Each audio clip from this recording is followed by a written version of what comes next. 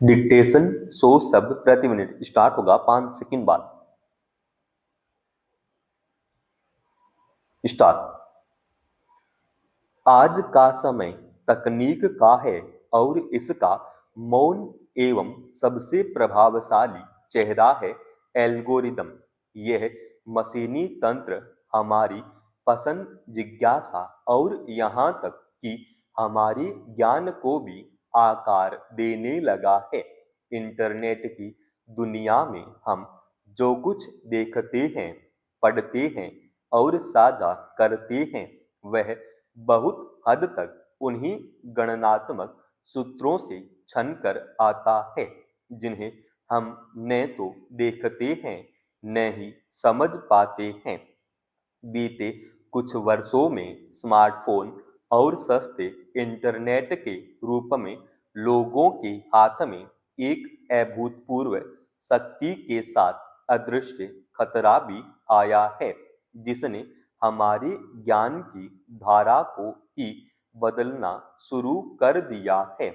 युवा और बच्चे आज सूचना के महासागर में डूबे हैं, लेकिन समस्या यह है कि वे अपने हिस्से की जानकारी उसी छोटे सी जगह में पाते हैं जिसे तकनीक उनके लिए चुन लेती है। उन्हें लगता है कि वे स्वतंत्र रूप से ज्ञान एवं सूचना खोज रहे हैं, जबकि वास्तविकता यह है कि वे एक ऐसे डिजिटल गलियारे में चल रहे होते हैं जिसमें रास्ता किसी और ने तय किया होता है। सबसे बड़ी चिंता यह है कि नई पीढ़ी इंटरनेट पर दिखाई देने वाली जानकारी को सत्य या वस्तुनिष्ठ मानने लगी है। पहले का समय ऐसा था जब किसी बात को सही साबित करने के लिए पुस्तकें खंगालनी पड़ती थी, विशेषज्ञों ने संवाद करना पड़ता था या शोध पत्र ढूंढने पड़ते थे। अब गूगल सर्च, यूट्यूब वीडियो या रील किसी भी तथ्य की खोज के कारगर विकल्प माने जाने लगे हैं।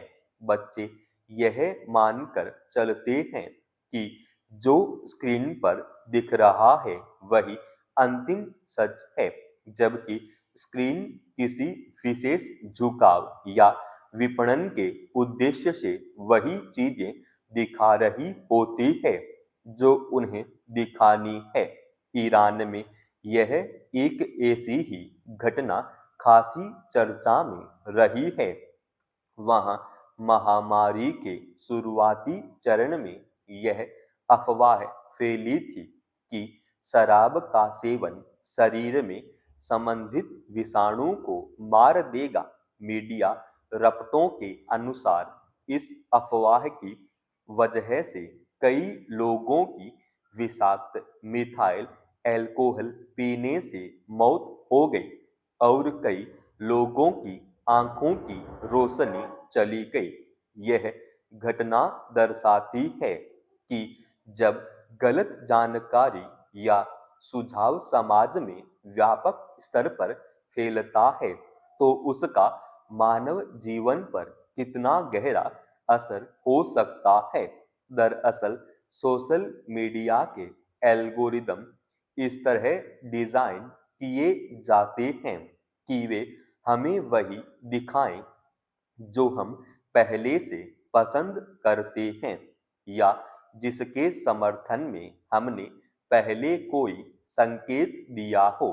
यह प्रक्रिया इतनी बार और इतनी सहजता से होती है कि फर्क धीरे धीरे खत्म हो जाता है। अगर कोई व्यक्ति किसी मुद्दे पर पहली बार कुछ एकतरफा सामग्री देखता है तो वह मंच भविष्य में उसे उसी तरह की और अधिक सामग्री दिखाने लगता है। देखने वाले को यह भ्रम होने लगता है कि ज्यादातर लोग उसी तरह सोचते होंगे, जैसे उसके मोबाइल की स्क्रीन पर दिखता है।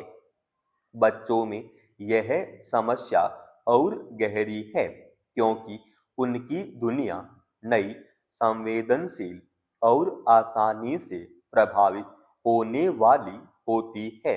वे तथ्य और राय के फर्क को समझना अभी सीख ही रहे होते हैं।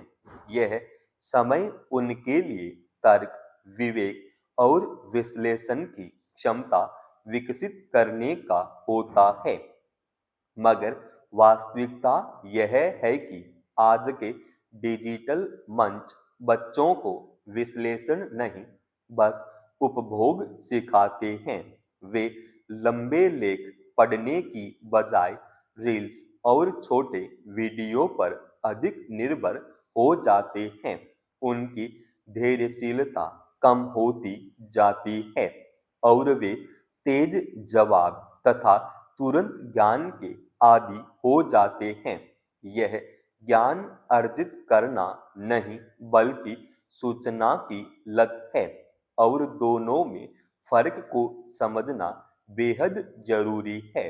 एल्गोरिदम में ज्ञान के रास्ते को प्रभावित करने का एक और तरीका यह है कि वह हमें ऐसी सामग्री से दूर ले जाता है जो हमारी सोच को चुनौती दे सकता है। किसी भी स्वस्थ लोकतंत्र में असहमति, मतभेद और विविध विचार बेहद महत्वपूर्ण भूमिका निभाते हैं। मगर सोशल मीडिया ने इस बहस को सुविधा की बहस में बदल दिया है। हम केवल वही पढ़ते हैं जो हमें सुखद लगता है। संघर्षपूर्ण विचार, चुनौती देने वाली सूचना या असुविधाजनक सच हमसे दूर ले जाया जाता है। भारतीय ज्ञान परंपरा में गुरु की भूमिका केवल सूचना देने की नहीं, बल्कि शिष्य की चेतना को जागृत करने की होती थी। मगर आज एल्गोरिदम एक मौन गुरु की तरह काम कर रहा है, जो प्रश्न नहीं, केवल उत्तर देता है। वह भी वही जो सुविधाजनक हो। यही सबसे गहरी चिंता है। बच्चे परीक्षा की तैयारी के लिए यूट्यूब पर पहले से तैयार सारांश खोजते हैं। एक डॉक्टर या इंजीनियरिंग का सपना देखने वाला छात्र भी किसी वीडियो को देखकर मान बैठता है कि यही रास्ता सही है। यहाँ तक कि स्वास्थ्य, इतिहास और विज्ञान जैसे गंभीर विषय भी 2 मिनट के ज्ञान में समेट लिए गए हैं।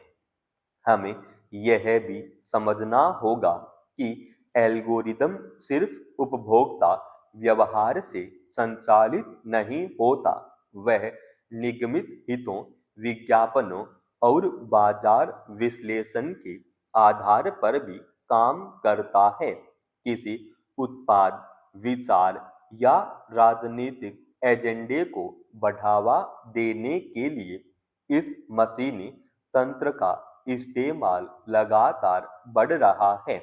इससे जानकारी की निष्पक्षता खत्म होती है और युवा अनजाने में प्रचारित विचारों के वाहक बन जाते हैं। कभी कभी उन्हें लगता है कि वे नई खोज कर रहे हैं, जबकि वे केवल बाजार या किसी विचारधारा की ओर से परोसे गए तथ्य को दोहरा रहे होते हैं। समाप्त। दोस्तों, रोजाना ऐसे ही एडवांस डिक्टेशन के लिए चैनल को आप अभी सब्सक्राइब कीजिएगा और आज के इस डिक्टेशन की पीडीएफ फाइल हमने हमारे Telegram channel study with HP पर डाल दिया है, जिसका लिंक इसी वीडियो के डिस्क्रिप्शन में डाल रखा है।